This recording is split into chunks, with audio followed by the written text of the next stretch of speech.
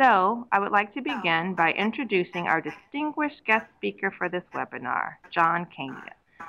Mr. Kania is the Managing Director of Social Impact Consultants, FSG.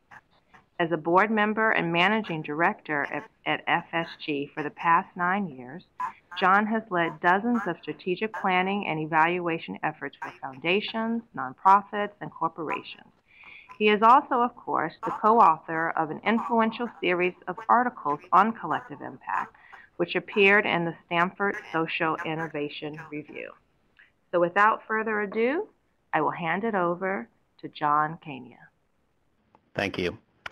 Well, hello everyone. Apologize for all of the technical difficulties, but hope we're off to the races at this point. I'm delighted to spend some virtual time with all of you today, and very pleased to engage in a dialogue about how all of you involved in arts education can apply the concepts of collective impact to your important work. I wanted to start with just the genesis of our thinking and how we sort of happened upon the concept of collective impact, which really was about 3 years ago when, after a decade or so of doing work in the social sector, my FSG colleagues and I asked ourselves the question, what is it going to take, what is it really going to take to achieve large-scale change against the serious social and environmental issues of our time? I mean, the reality is that, in most areas of society, we've been able to make some difference, sometimes very effectively for small numbers of people. It could be in one classroom or in one school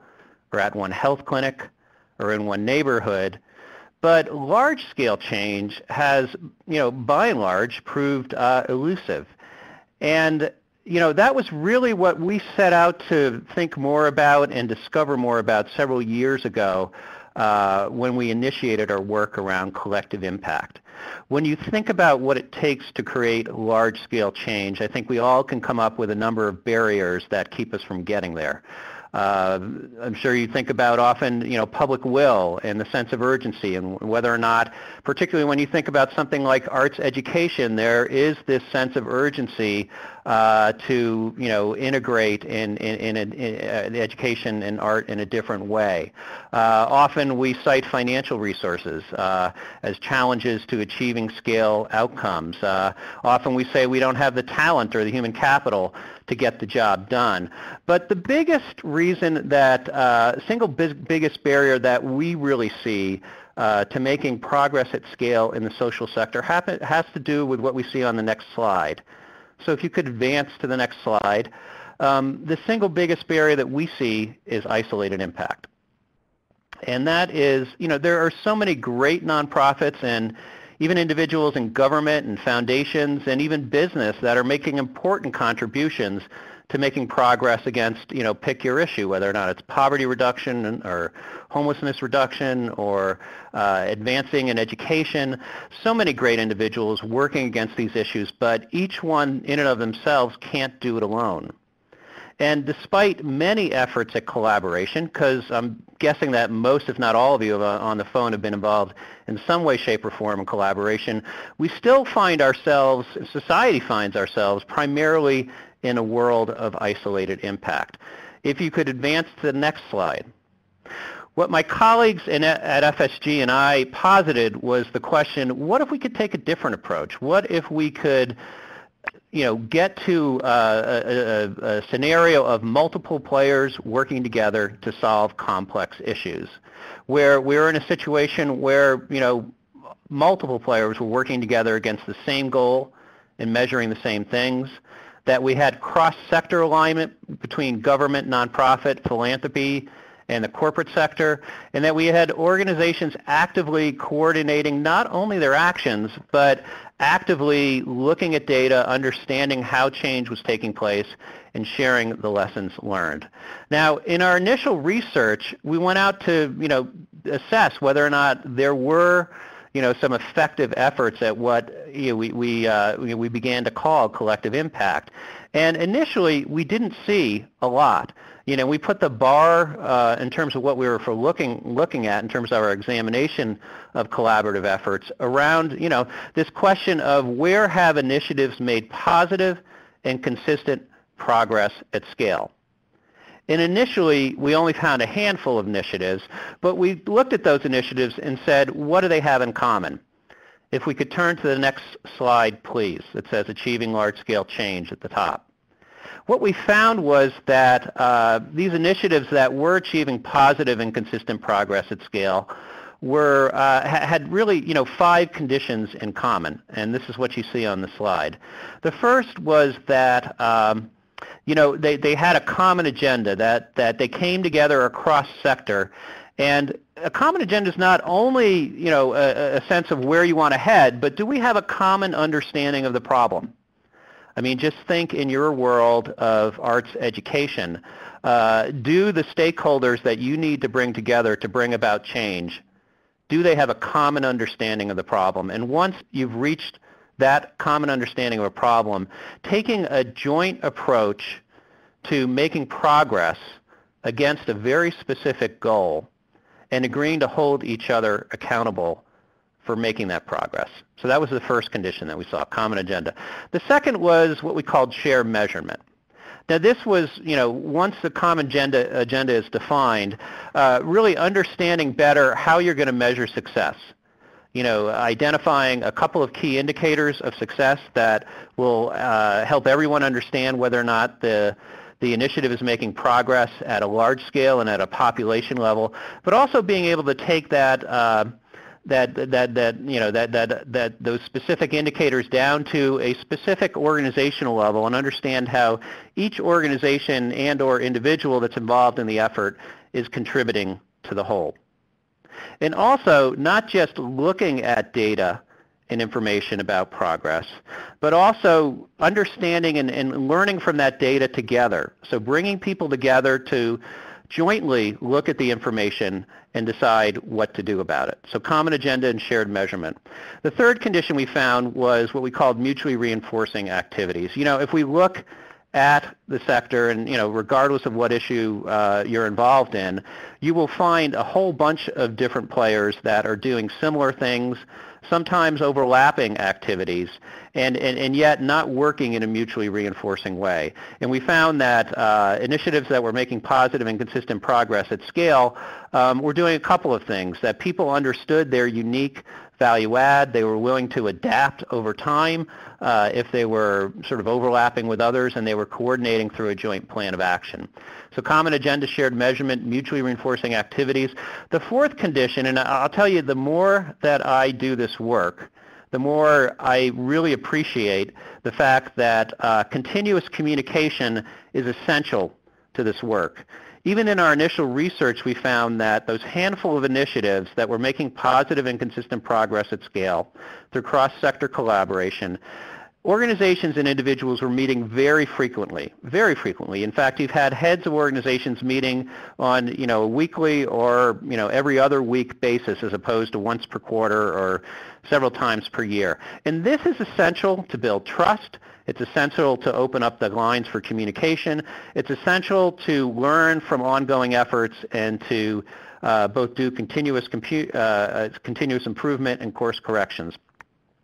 So common agenda, shared measurement, mutually reinforcing activities, continuous communication. The last condition we found was what we called the existence of a backbone support organization.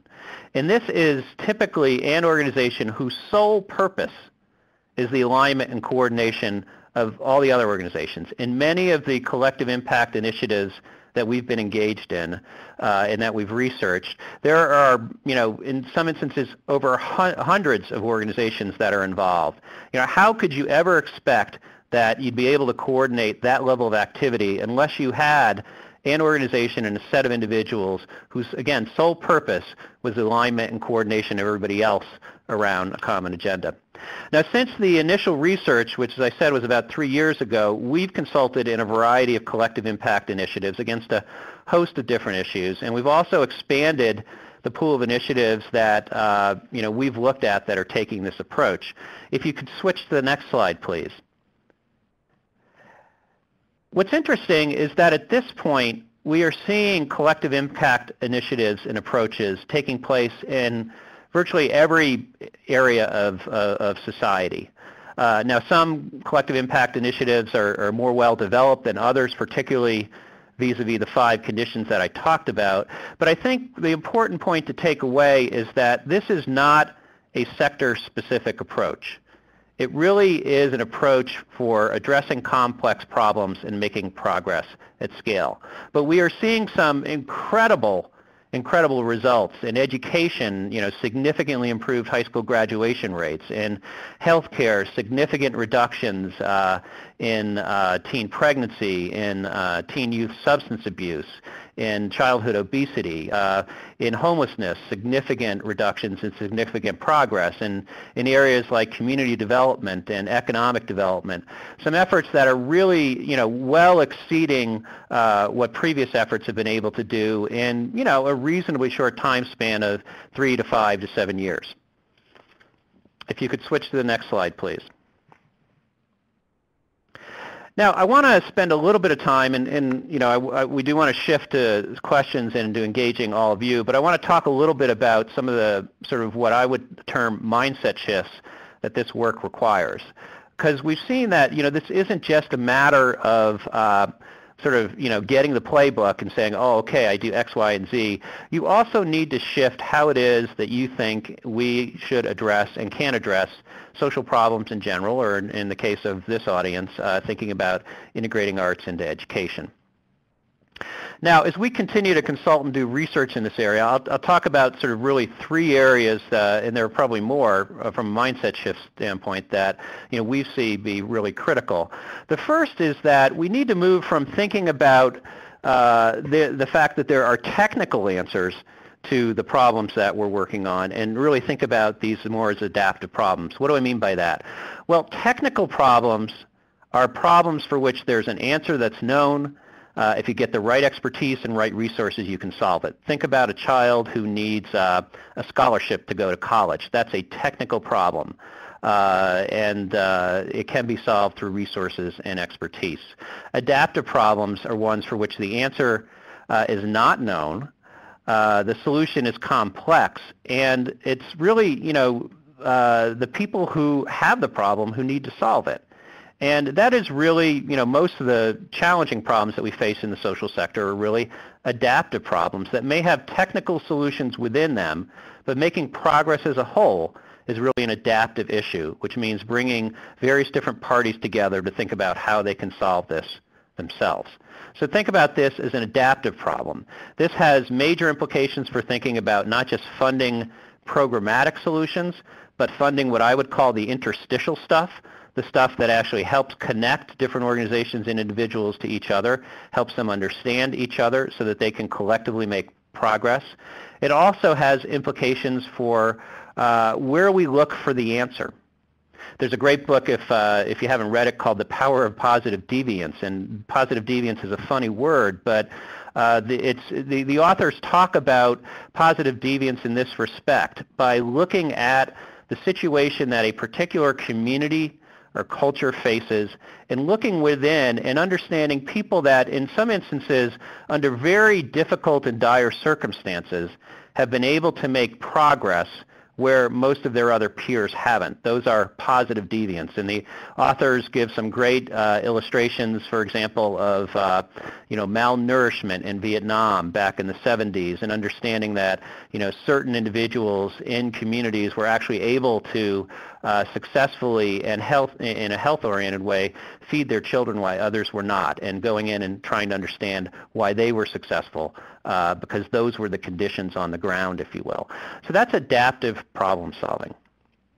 The second mindset shift. There are no silver bullets, but we do have, in the words of Al Gore, silver buckshot. What do I mean by that? Well, the reality is that when you think about large-scale change, the times that society has made significant and successful progress at scale has not necessarily been through one great breakthrough program. It's been through incremental success over time in a lot of different areas. It's the silver buckshot approach versus we have to get over this notion that there is a silver bullet out there.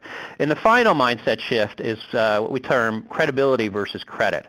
I think, arguably this is one of the hardest mindset shifts in the nonprofit and the social sector, where, ironically, because we're all trying to do the right thing, we have so many different organizations out there, nonprofits, foundations, businesses, even government, where people are looking for the credit for what their specific initiative did.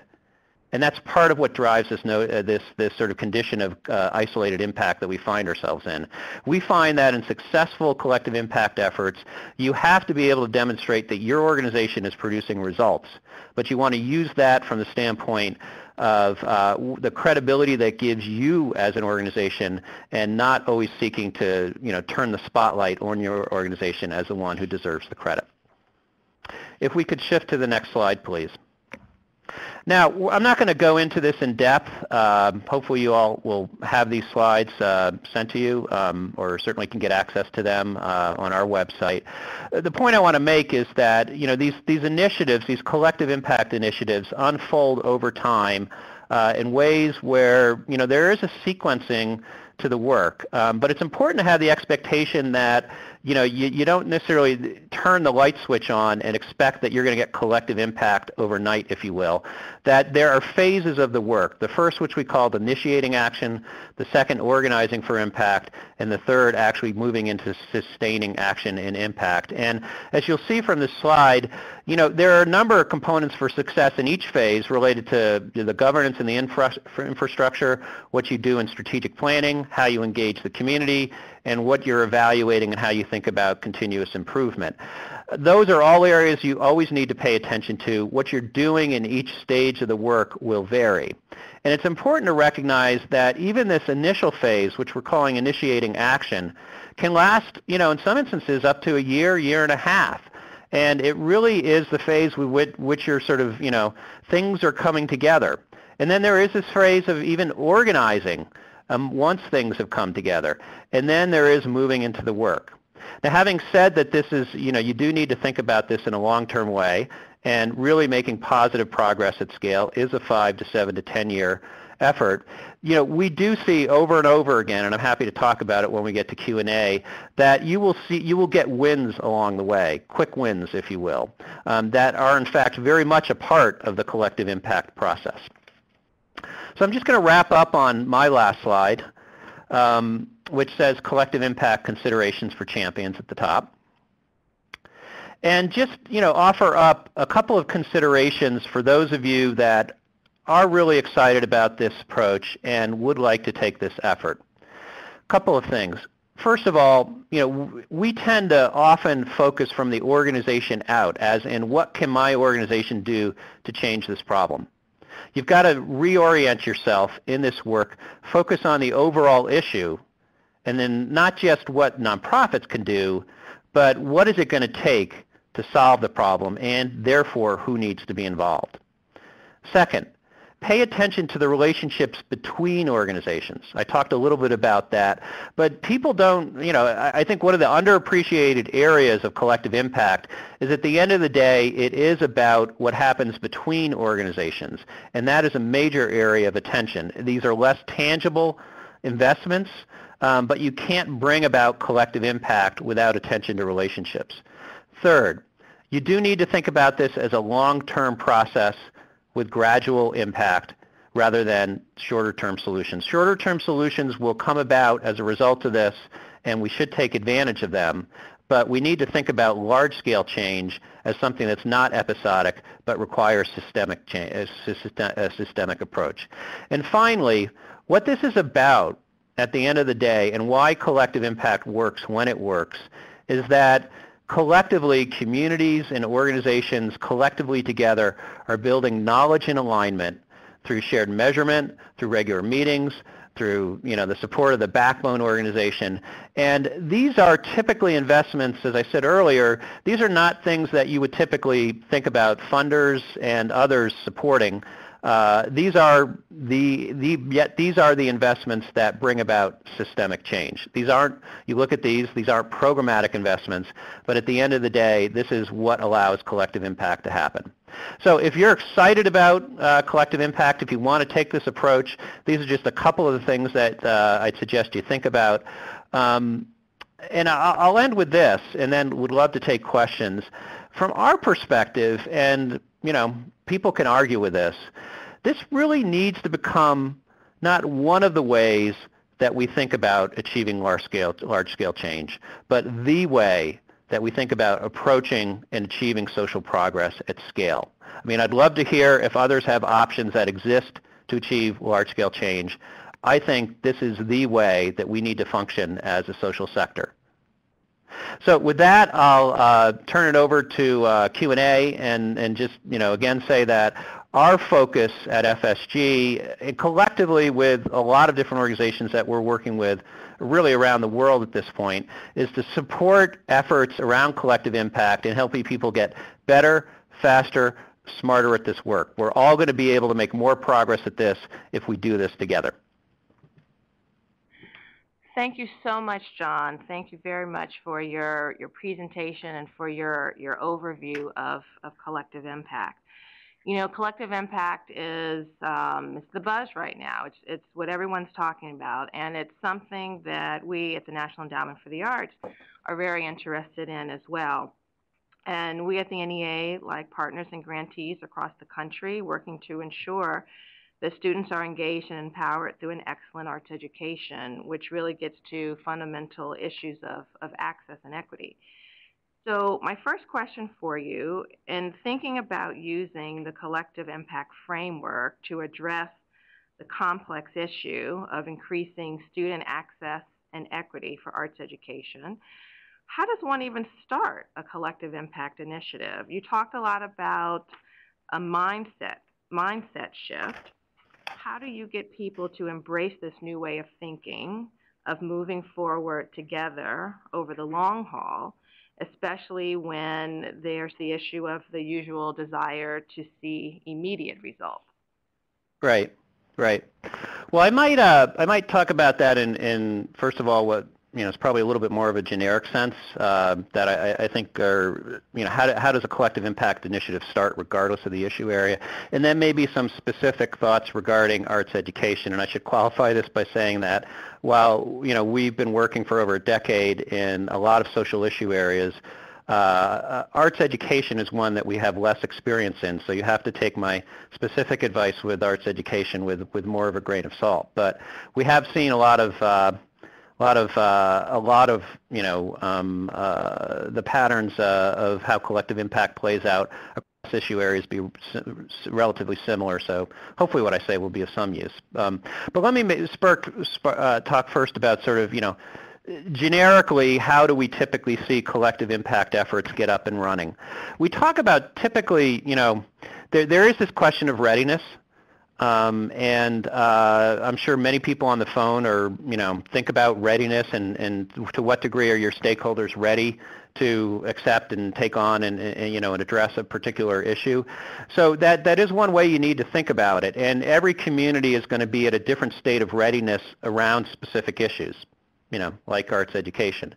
And we think about typically three sort of prerequisites to readiness. The first is, the sense of urgency. The second is, do you have key champions that, are well respected and have influence that, have taken up the cause? And third, is there some initial funding around, to support the collective impact approach? And, when you have those three conditions in place, you're in a better situation to launch a collective impact initiative than when you don't.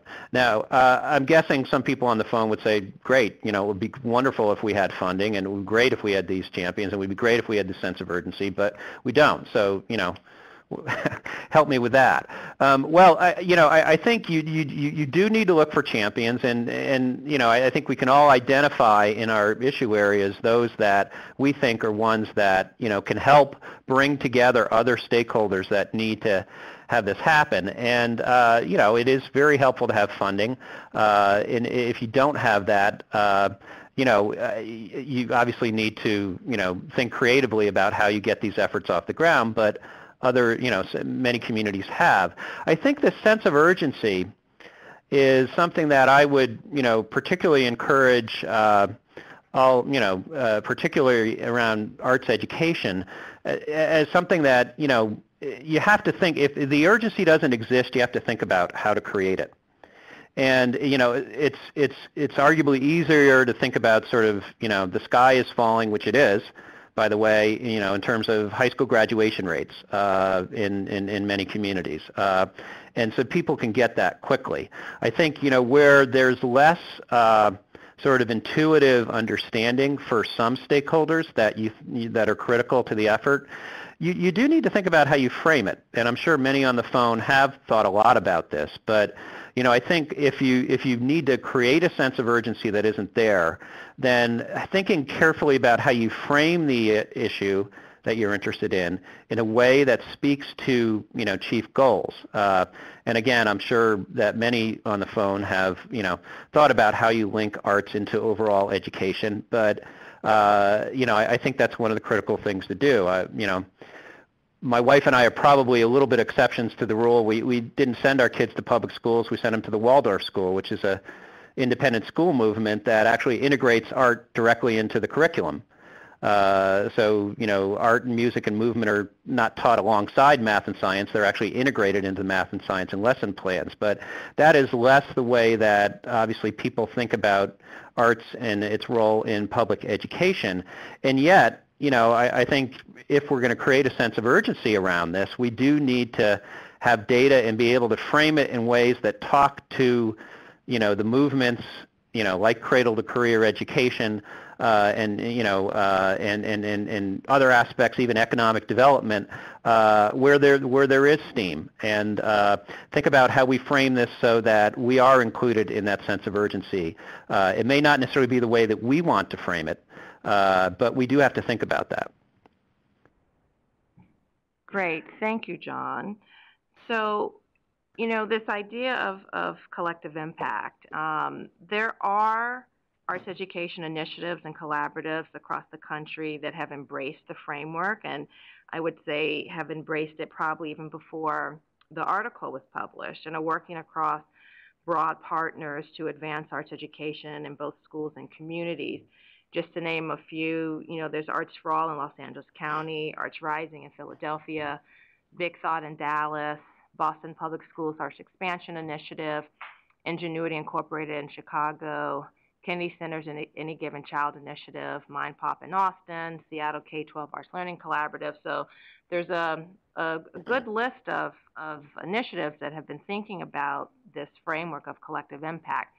My question is, what do you see as the role of a small to mid-sized arts organization, or the role of an individual in these established efforts?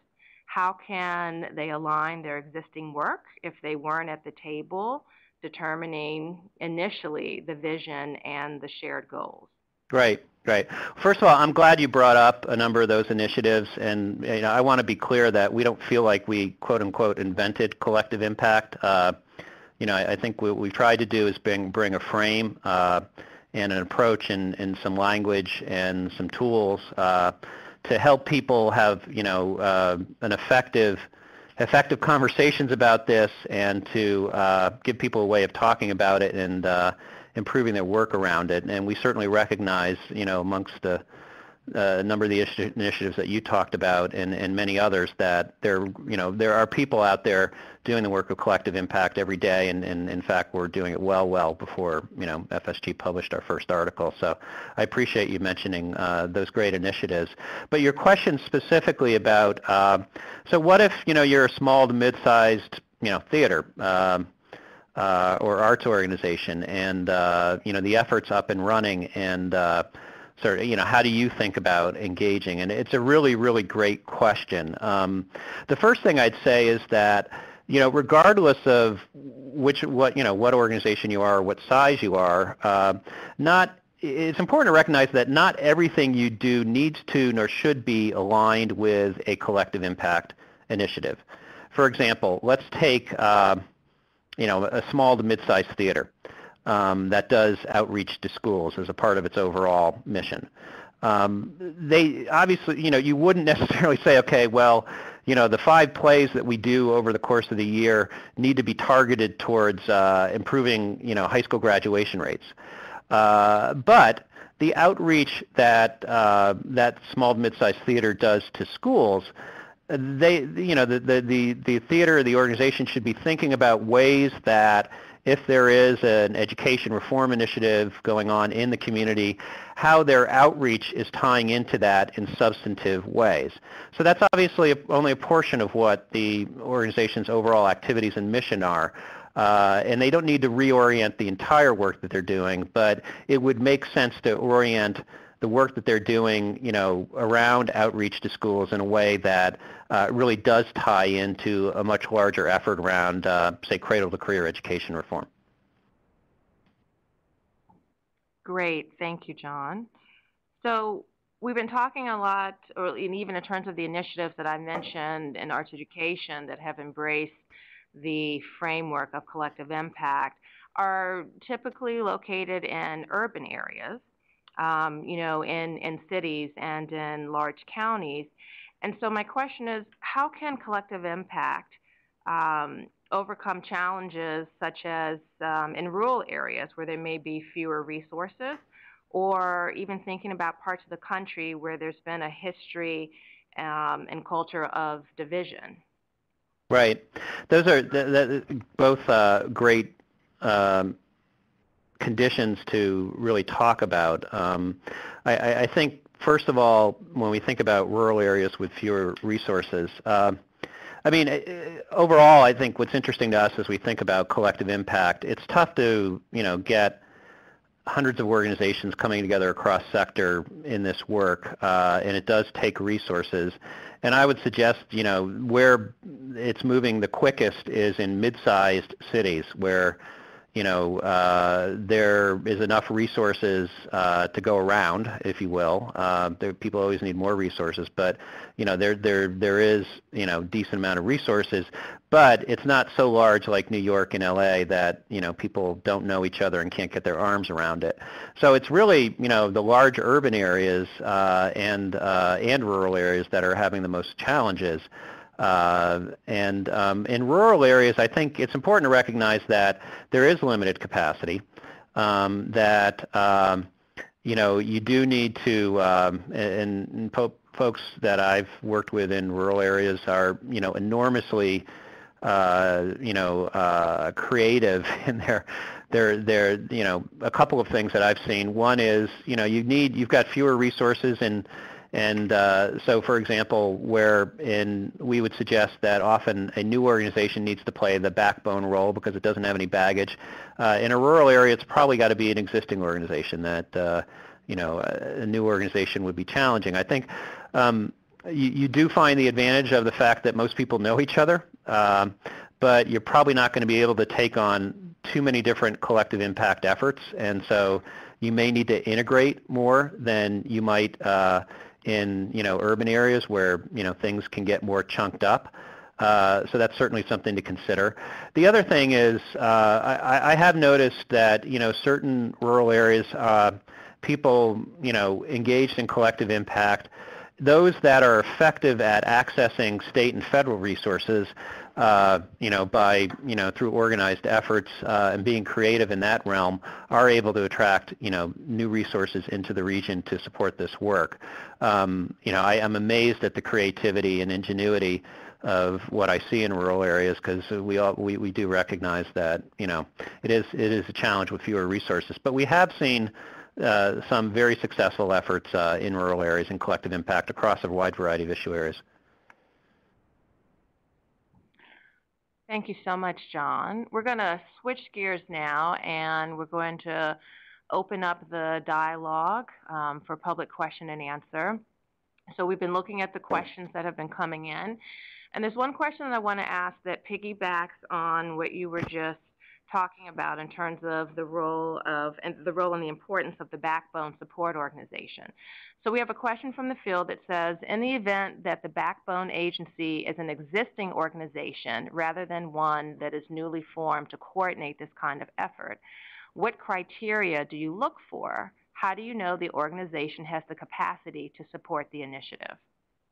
Yeah, it's a great question, and again, I think one of the questions we often get is, well, what's the best solution for a backbone organization? Should be new? Should be existing? If it's existing, should it be a nonprofit? Can it be in government? And the answer is a little bit of all the above. Context drives everything. And for example, in a rural area, as I mentioned, you're just going to have fewer options. So you may need to go with an existing organization. Even in an area that has more resources, there may be reason, and part of it may just be the community doesn't want to support another new organization. So we look to existing organizations and say, who is best positioned to do this? Well, there are a number of criteria that we do use and we do think about. This is a very different role than delivering direct service. It's a role that requires, if you think, we've actually done significant research on, what it takes to be an effective backbone organization, which is available for free on our website. But we sort of outline 6 major activities that backbone organizations are involved in. Guiding vision and strategy being one, aligning and coordinating activities, establishing shared measurement, building public will, aligning policy, and mobilizing resources. And so with those as the key activities, then you have to ask yourself, what are the skills and capabilities that are needed to accomplish those, and those are the criteria that you're going to be looking at when you are assessing whether or not an organization is well positioned to play the backbone. And so, you can boil those down to a couple of key. One, can they be the sort of lead from behind type organization? Because this is leadership from behind. It doesn't work to be dragging people along. So it's very much sort of a servant leadership and an ability to think strategically and critically along with that servant leadership role. And then, typically, super facilitation skills and the ability to, synthesize and analyze data. Now, those are typically, in many organizations, roles that are played by different people, but those would be the, key roles that you'd want to see in an organization. So when you're thinking about existing organizations, you'd have to ask the question, do they have those skills and capabilities? And, perhaps, the most important criteria is, are they perceived as being even-handed and fair? We've seen a number of areas that are engaged in collective impact initiatives where the organization that's playing the backbone role is basically pushing other people around, and they aren't trusted as an even-handed and fair player. And it's not going to work, collective impact. You will get some level of collaboration and maybe some stuff done together, but you're not going to get, the full weight of a collective impact effort. So having that even-handedness, that perspective, often in the social sector you have, funding that goes to quote-unquote lead agencies. I think, a lead agency can play a backbone role, but I've seen many lead agencies, sort of throwing their weight around, and that's not a recipe for success with collective impact. Thanks, John. Here's another question. Given the long histories of isolation in each of the art forms in our field, so dance, music, theater, visual arts, what precedes phase 1? Initiate action that can promote bringing artists together to work more collaboratively. In other words, what must be in place to commence this work? Wow, I love that question. I'm not sure I have a great answer for it. But I do think, relative to a lot of sectors where, we, FSG, are doing more work, as I mentioned, we're doing less work with arts. And I do think, by nature, the work is much more fragmented. It is about sort of, individual expression, and that's great. I mean, that's what makes arts the arts. And yet, here we are trying to say, do we have an overall aligned goal of integrating arts into education that, regardless of whether or not your dance or your theater, your drama, or your music, that's something that we all share. So, I mean, that is the nature of collective impact, that you have to step back and try to find out what is a common goal that, stakeholders can agree to. And I think, in arts education, and this is just top of mind because I love the question, in arts education and in arts, whereas, say, in education in general, well, it would be hard to say that all the schools in a district, all the high schools, wouldn't all agree, be focused on, as their mission is graduating more, a higher percentage of their students in a qualified way, and yet with arts organizations, you're going to have much more fragmentation of mission. So you've got to do that extra step, even sort of to get to the table with the district and with other cross-sector stakeholders of trying to get on the same page with what you as organizations are trying to accomplish from an education standpoint. So I think I don't have a specific answer to the question other than to say that you need to, in any of these efforts, you need to get together and first get to a common understanding of the problem and a common goal that you all agree on. And then you can figure out what your part is in it and what parts of your organization, need to be, sort of aligned with this and which don't. And that's all sort of messy work. It's important to have that facilitated, and it's important to be clear. And I think often, it's a difficult area. This is a particularly challenging area to do that. I have seen, efforts around arts that have, been mobilized to achieve collective efforts. Let me talk about a couple. One that is just sort of, well, it's sort of mid-stage, but still I wouldn't call it a mature effort, is in Cincinnati. It used to be called the Fine Arts Fund, and now it's called Arts Wave. And basically, it's organizations in the arts coming together behind the role of arts in economic development. And they actually are, they put together a pretty interesting theory of change and are looking at how they evaluate the role of arts in both, bringing, dollars to the region and also in creating greater connection and connections within the community. And they're looking at how they empirically, validate that. And that's the sort of work that, I think the arts need to do. In this case, the goal is to show, how it links to economic development, how it links to community development. That's not necessarily the case, I understand and recognize in all the efforts of folks that are on the phone. You may be more specifically around arts education, but it's more rigorous work, but it's getting clear on, what is the goal that you all have in common, what is the state of the problem, and then thinking about how you're going to be rigorous in terms of, clarifying whether or not, where you are with that goal today and how you're going to make progress. Great. Here's another question from the field. It says, how can you eliminate competition between existing organizations when they're competing for shrinking dollars in a community? Yeah. Well, the first thing to recognize is that collective impact is not about eliminating competition. We've done a lot of work recently, and we'll continue to do work on complexity. Complexity seems like, it's an academic notion that, maybe there are complexity theorists out there that, care a lot about this, but what do I as an arts organization care about complexity?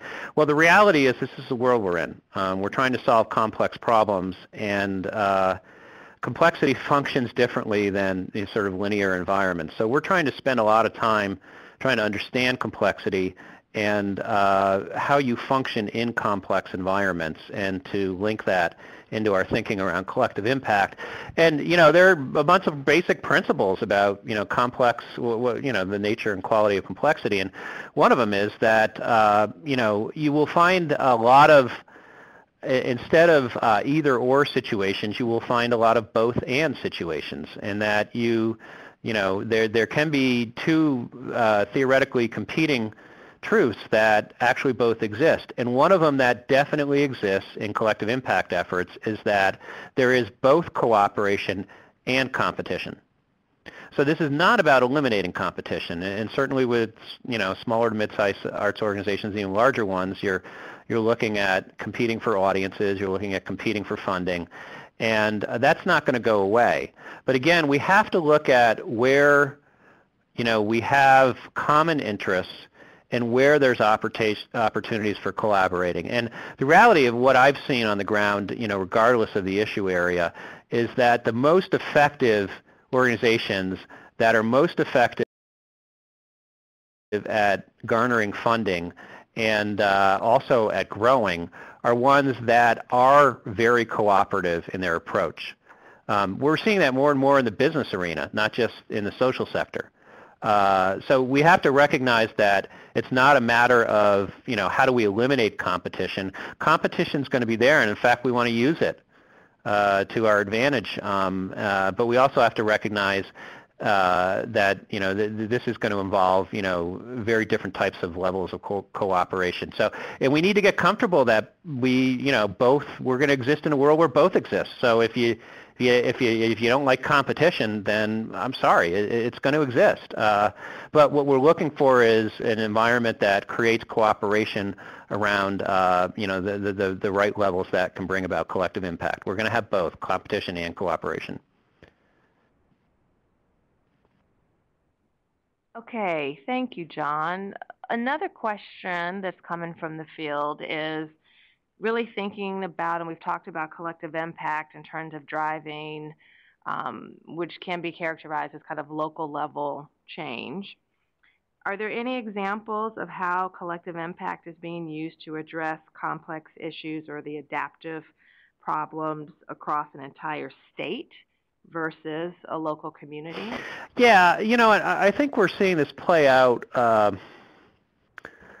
multiple levels. I think the community level is the place where I think it's moving the quickest because at the end of the day, stakeholders and communities need to get along with each other, and well, they don't need to, but I think it's easier to see that you have common interests, and if the lake's polluted and you're live on one side and you're massively conservative and I live on the other side and I'm massively liberal, we'll figure out how to clean up the lake because we both have the same interests. And so I think we're seeing collective impact, be more, easily, and it's not easy, but, more, it's moving more quickly as an approach at a community level.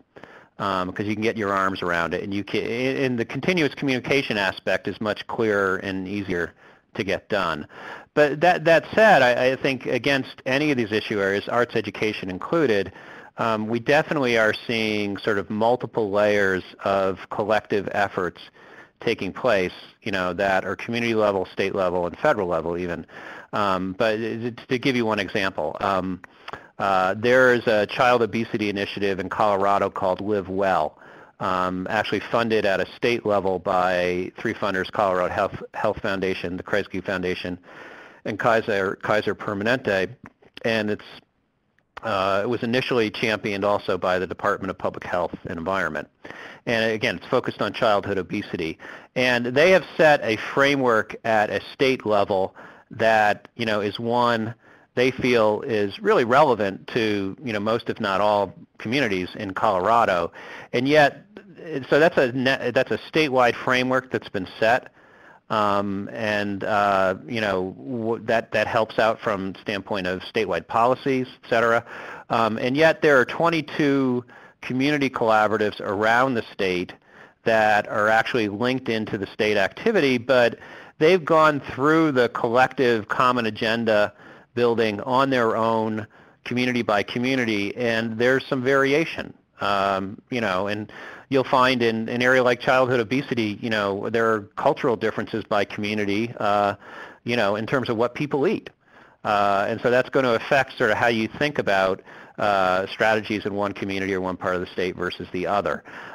So, this is an approach where, issue area by issue area, I think you can establish a frame that is going to be 60 to 70% relevant for many communities, but also you need to allow for both the individualized sort of common agenda development by community that's relevant to that community, and you can't replace the trust building side of this and the relationship building side of this that needs to take place. This is not technical work. A lot of this is, really fundamentally getting people in a room and sort of going at it, and trying to get on the same page. I mean, we worked in juvenile justice reform in the state of New York, and it took us a year and a half to get to a common agenda, much of which has actually been signed into state law most recently. This is something, though, that we are seeing sort of linkages between statewide level, and I think arts education is an interesting one because, and I know there are many statewide collaboratives around arts and arts education, and in thinking about how they link to community level, I think is entirely appropriate, again, because policy ends up being such an interesting and important lever in a lot of these situations. Thank you, John. We have time just for one more question. And our final question from the field is, what is the greatest pitfall or common mistake when organizations get together to move the needle on a complex problem? And how do you overcome it? Well, I think what I've seen, and it's funny, since the article came out, and again, we want to acknowledge that, we didn't invent this. I think we put a language around it and a way, sort of hopefully created some aspirational ways of thinking about it that, people can glom onto. But sort of we've seen a couple of sort of unintended consequences. One is that, and this goes with sort of a common pitfall, is that comprehensive community change, if you will, has been around for decades. Collective impact is a way that a lot of people, can get comprehensive community change really quickly. And so its merit is that it communicates quickly, and there's a lot of complexity in those 5 conditions. So that's their merit too, but it also is something that people can get, and it's fairly intuitive.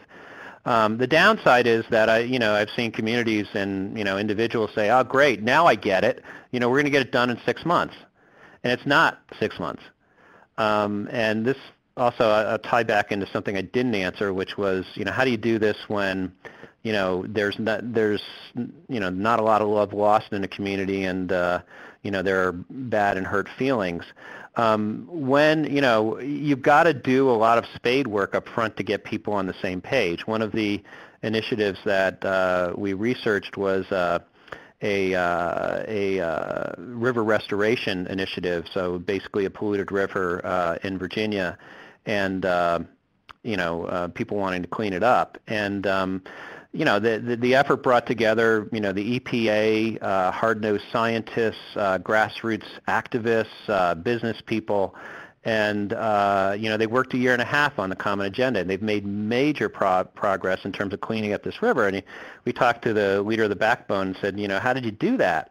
And she said, well, it was really simple. It was clam bakes and beer. It was just basically getting folks together, sharing meals and getting people to understand what they had in common and their differences and as well. And you got to go through that work. And I think, the collective impact is a compelling approach, and we're very excited about it, and others are very excited about it, but it doesn't mitigate the hard work of actually doing this. And so I think one of the biggest mistakes is people not really recognizing how complex and how long this work takes, and going into this with the right set of expectations is absolutely critical. So I would say that's probably, there are many mistakes, but since we're close to out of time, I'll say that's one that people ought to just be on the lookout for.